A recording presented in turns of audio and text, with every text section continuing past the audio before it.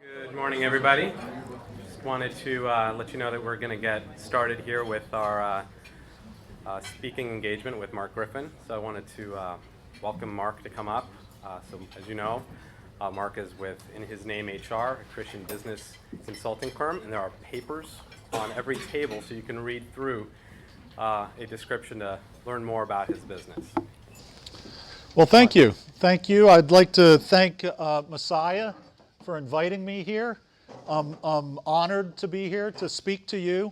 I have some really good information to share with you, information that I've gained from many years of experience of being in human resources, leading HR for some large companies, but also I think for the students that are here, some information for you to help prosper you and help excite you as you move forward with your career, because I've also spent some time helping people, coaching people to success in their career.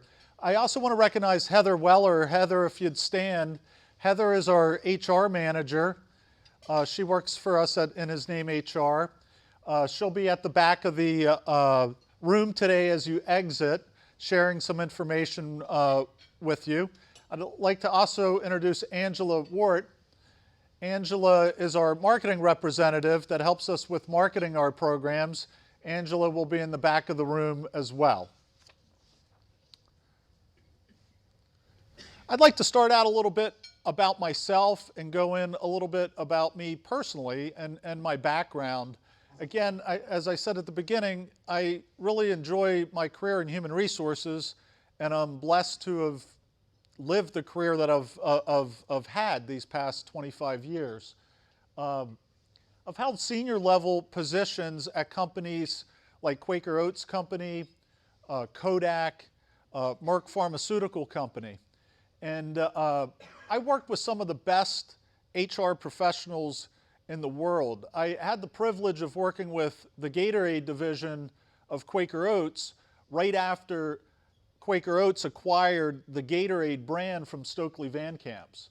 So I was privileged to work with a group of HR professionals that partnered with the president of Gatorade to take the brand from what was just under a couple $100 million to a several billion-dollar organization.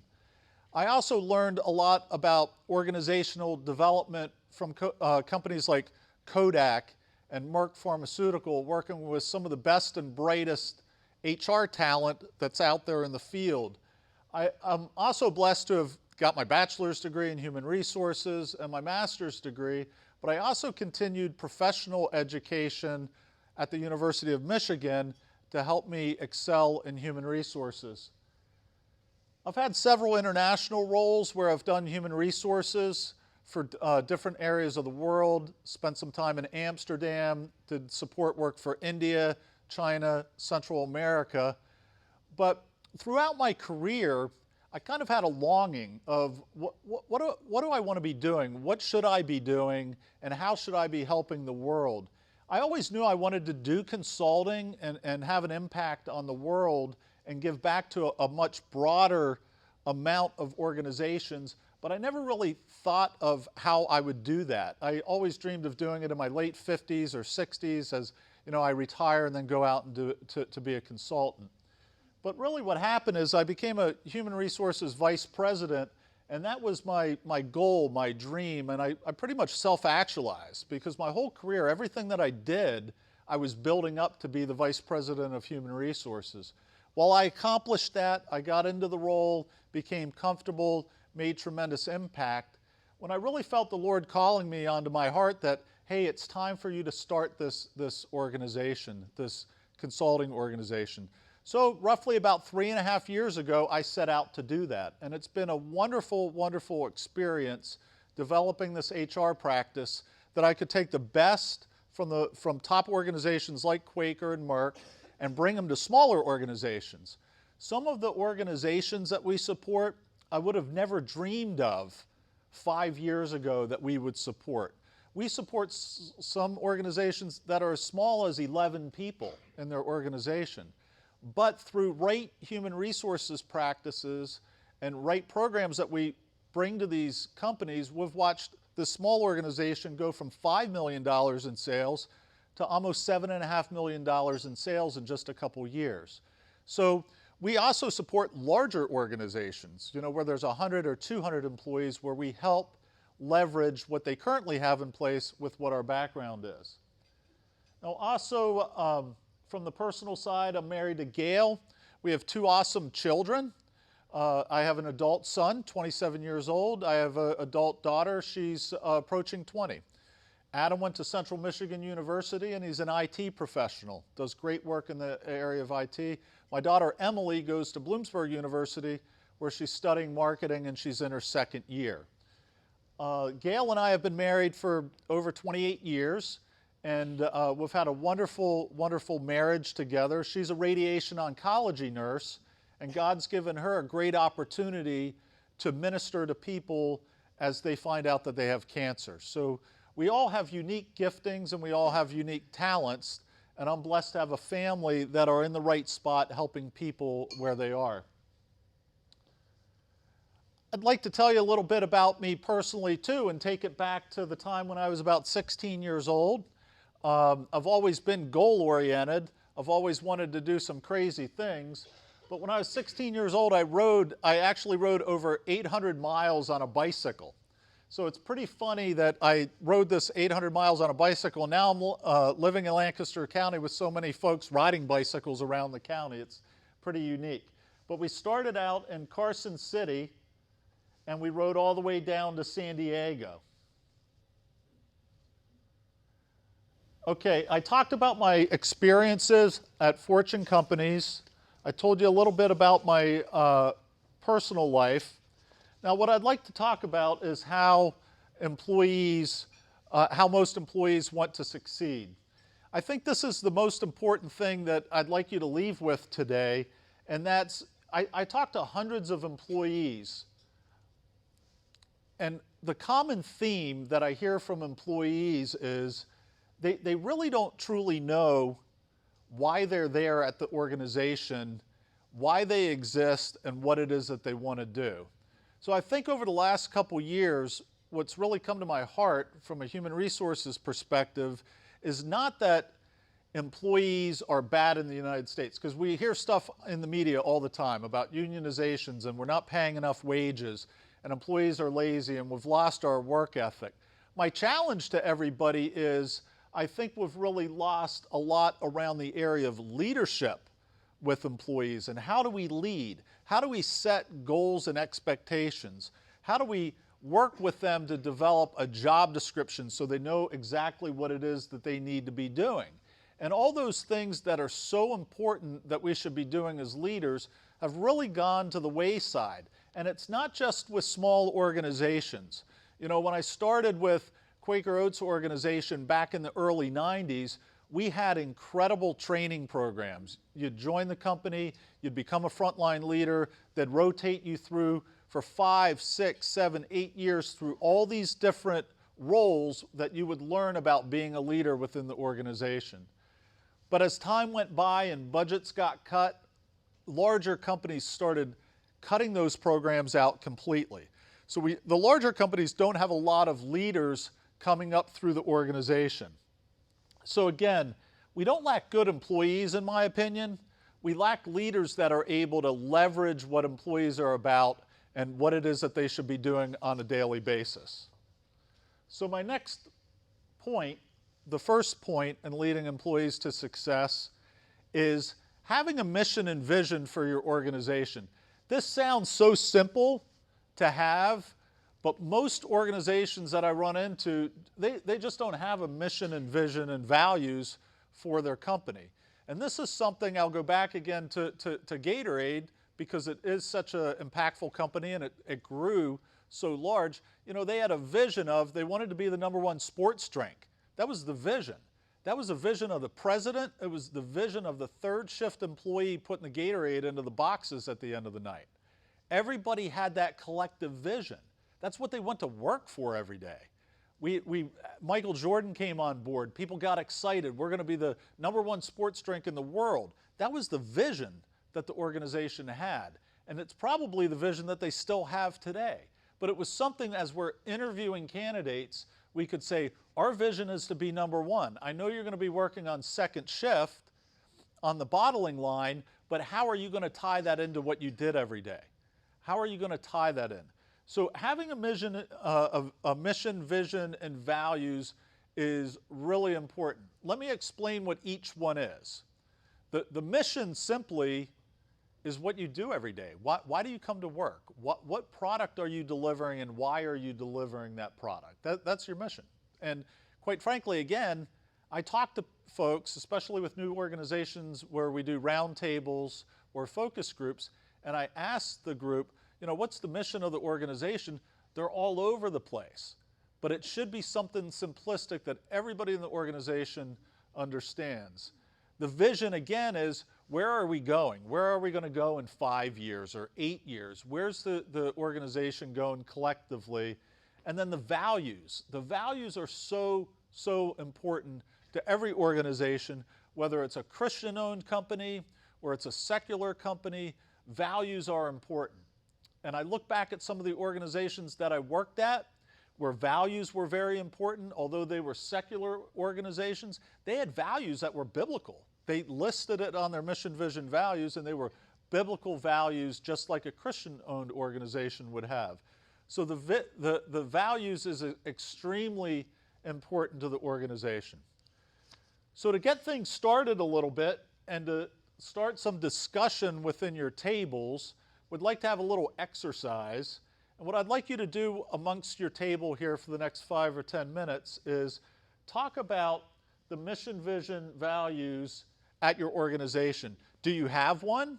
Does it exist? Is it in place? What has the organization done to integrate the mission, vision, values into the HR processes? And I'm going to talk to you more about that after we have this little exercise of how you integrate that into place. How do employees live the mission every day? How do they come to work and leverage against that to accomplish what the organization is up to? And then how is a vision attainment measured?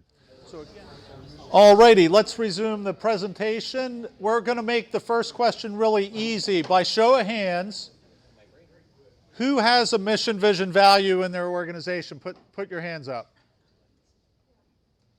Okay, now who doesn't? Who doesn't have a mission, vision, value in their organization? Well, this is awesome. It looks like most people have a mission, vision, value in your organization. That's great. The next question was, what has the organization done to integrate the mission, vision, value into the HR processes? Do we have a table that was able to come up with some ideas of what organizations are doing? That's fantastic. Most organizations fail with mission, vision, values when they create it. Maybe the management team goes off and they create it and then they hang it on the wall. That's probably the worst thing that you can do, is not including all your employees in the process. But they also fail when you hang it on the wall and then you don't do anything with it. So in my heart, the way that you integrate it into the practices is make it part of everyday living.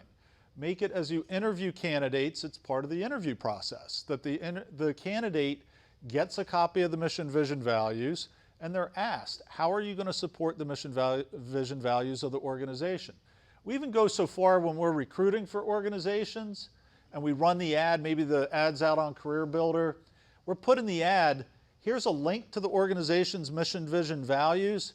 Please put in your cover letter how you're going to support the mission, vision, values. That speaks volumes on candidates, because many times candidates will blow it off and they don't even answer that question. If they can't answer a simple question that we're asking as they apply for a position, are they really going to be a good, solid candidate?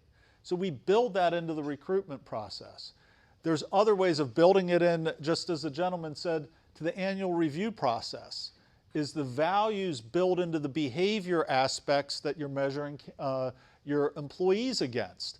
It's so very important. I don't like to promote books, but I have to at this point. I wrote a book called How to Build a Kingdom-Minded Organization.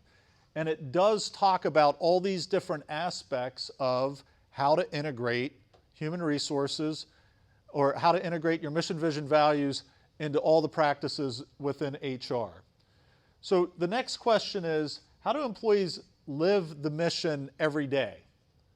Can I have a volunteer talk about that? Very good. Excellent example. Now to the final question. How is vision attainment measured? Did we get any good discussion around that? How is vision attainment measured? That's outstanding. Thank you. Vision is huge, not only for organizations to have, for their entire organization, but also for individuals. On what is your vision for yourself, for your life, for your career? Where are you going vision-wise? Where's the Lord leading you career-wise and within your family? You'd be surprised how many people that I meet in their 40s or 50s that come to me and say, Mark, I really want to find a new job. Can you help me? You have great connections. Can you give me some career coaching? And I'll say to them, what's your vision? Where are you going with your life? And they have no idea. I don't know. Well, what about health and family and education? And what do you want your life to be? They don't know. They have never really sat down and created vision for themselves. So it's huge. It's not only so important for big organizations, it's important for individuals as well. That was number one. Now we're going to go into number two, which is standard process for yearly goal and objective setting. Now, number three, we're going to talk about performance management. And we have a film we're going to run you through so that you can see an example of how not to have a performance management system. But many organizations don't have a standard process for yearly goal and objective setting, and that is so important for organizations to come up with 3 or 4 goals and objectives. Maybe the executive team goes off, they decide what the 3 or 4 goals and objectives are. They do it in November or December, and then come January, they're rolling those 3 or 4 goals and objectives out to all the employees throughout the whole organization so that the organization can see what the goals and objectives are for the company and how they can set their behaviors and their performance to achieve those objectives. And again, going back to high performance organizations, large secular companies, that's what they do. They come back and they say, our safety goal is 0 accidents for the year, and that goal is rolled down. Income measurements, quality, returns, days to hire is a great measurement for human resources. So everything can be measured, but you need a metric in place and you need a goal and objective that you can share with employees so that they can perform against those goals and objectives. Because again, I'll go back to talking to employees into organizations, and I'm sure if I went out to your organizations, I may hear similar things. Employees come to work, they want to do a great job. They really do. They want to come in, they want to hit the ball out of the ballpark. But many employees just don't know what that means. They don't know what the metric is. They don't know what is good. They don't know what's acceptable. A quick example, and then we're going to move on to number 3. When I was working for Gatorade again, we talked to employees on first shift. How many cases of Gatorade do you make in a shift? Well, we don't know. They had a general idea, but they really didn't know how many cases they made. Over a sustained period of time with the plant manager, with the quality control manager, the engineering manager, we came up with metrics that, hey, if you make 10,000 cases in a shift of this color and this size, you're breaking even. You're making money for the company. Once the employees saw that, they came in and they kicked butt. They wanted to make 10,000. They wanted to exceed 10,000. They started making 12,000 and 13,000. They started competing against second and third shift. That's the spirit of the United States. That's the spirit of America's is, hey, we're gonna do great and we're gonna have competition. So when you find the goals and objectives, work with your employees and set them, I'm telling you, they're gonna achieve it. So that's number 2, standard process for yearly goal and objective setting. Number 3 is performance management process. Let me go over a little bit about what my thinking is around performance management process before we get into the video, but I'm just going to say it. Many organizations have terrible programs. They just do. We go and they have 12-page performance management programs. Everybody just hates it. They don't like doing it. They never meet. They meet every 2 years. Half the people do it, half don't. I've gone into other organizations where they're just slim. They're a half a page, or it's almost written on a napkin. It's not even formal. It's not even set out across the organization for everybody to do professionally. I believe a good performance management system can be accomplished in any organization, but the pivotal point is the employee has to own the system. If the employee owns the system, they own the program, and it's employee driven, you're going to have success.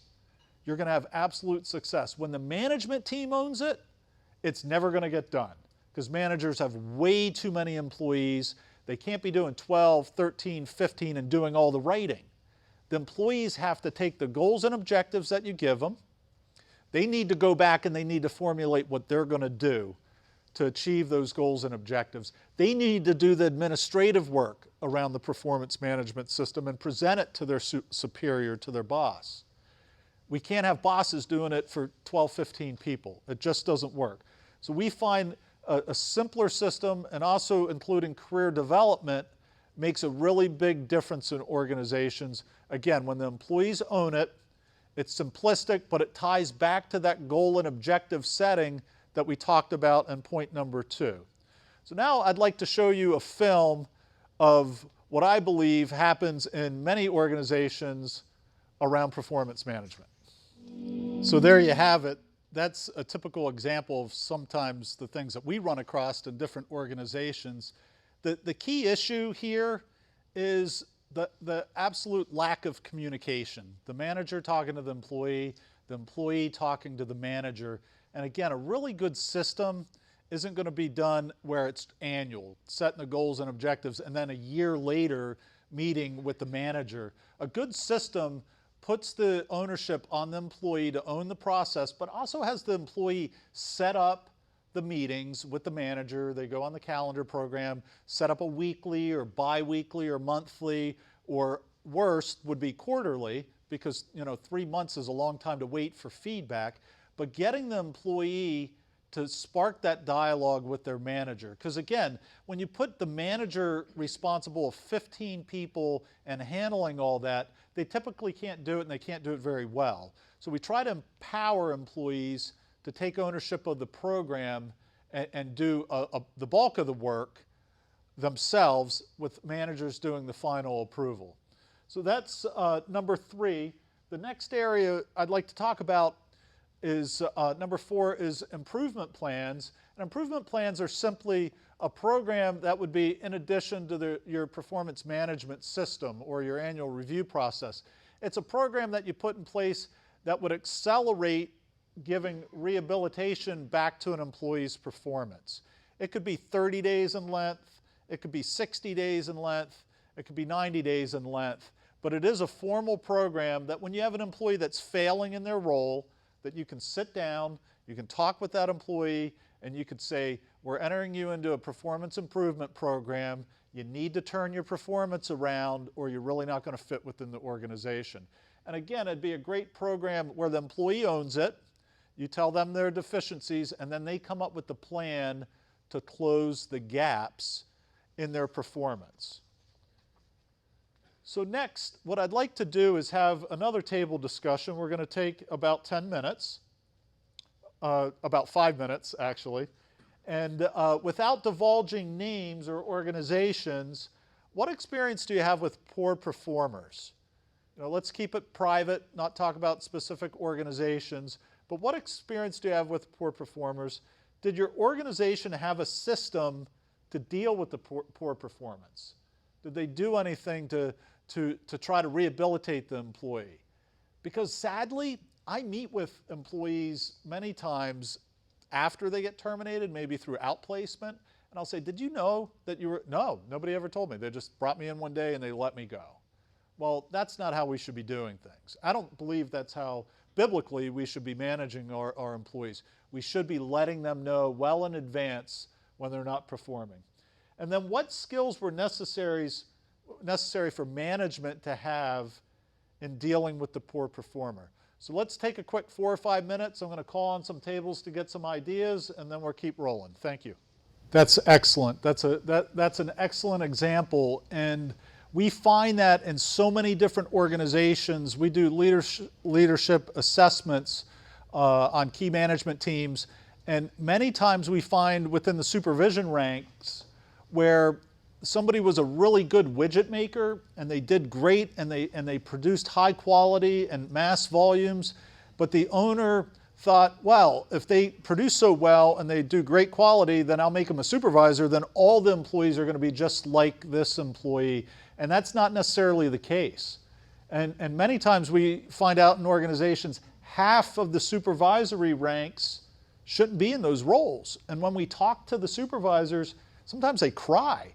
I don't know how I got here. I don't know why I'm in this role, but I don't want to be in this role. I can't lead people. And they're in over their head because all of a sudden they wake up, they're 6 years into the role, they're making a lot of money, they got a boat to pay for and a kid to get through college, and then you have somebody in a role that they shouldn't be. So it's so important to have great HR practices to not allow that person to get in that role because it's hurtful to them. And a lot of times organizations are responsible for that. So the next question was, did your organization have a system to deal with the poor performer? Do we have an example from another table where you had a system to deal with the poor performer? And that's a great example that Jay has, and that happens in many organizations where managers aren't trained, they don't hold employees accountable, and then they pass employees off.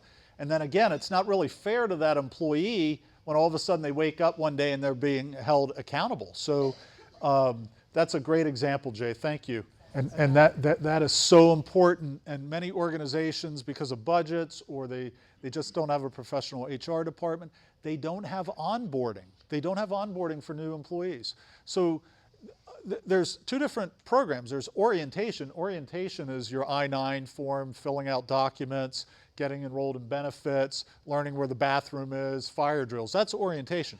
But onboarding is a month-to-month, year-and-a-half program of how do we assimilate this person into our culture because we care about them so much that we invited them to join the organization, and how do we make them successful? And many organizations don't do that. And that's upsetting. It's sad when I go into an organization and I'm walking through on my own and I meet somebody in the cafeteria and I start talking to them and I realize they're into the job 6 weeks and they know nobody. They don't know anybody. Nobody's gone out of their way. You got a cliquey group over here, a cliquey group over here. The managers are running off at lunch on their own. And here's this poor employee, doesn't know anybody. And at the same time, the owner's going, why do we have turnover? I don't understand. We're paying a lot. Well, guess what? Paying a lot doesn't make a difference anymore. It really pays an important issue, but people need a great place to go to work. Sometimes the only consistency people have is the workplace. That's the only consistency they have because they go home and they have wrecked lives.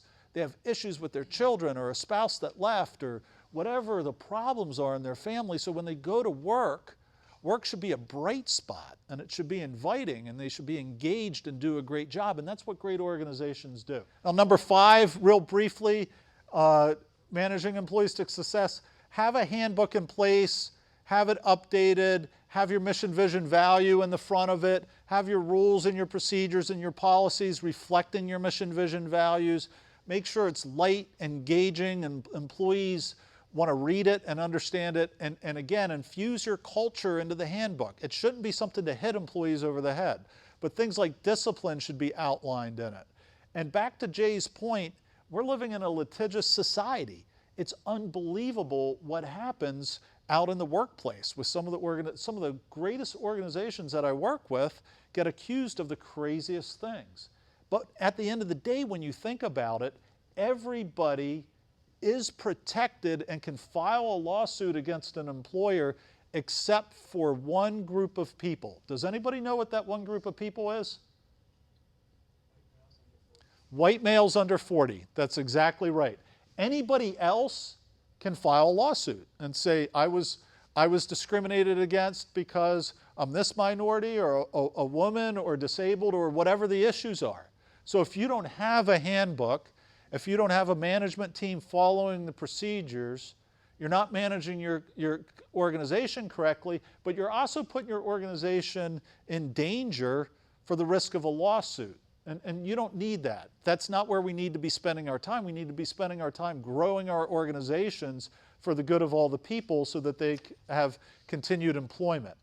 Now next, finally, number 6, discipline process used. I look at performance improvement plan more on daily performance, not getting the job done, not being aligned with your job description, not being aligned with your goals and objectives. I look at discipline more from a tactical perspective of, I came into work intoxicated, or I wrecked the company vehicle because I was horseplaying, or whatever those issues are more of the discipline issues that we run into in all organizations. So great organizations need to have a discipline process, and it's got to be used on a regular basis, not only in crisis situations.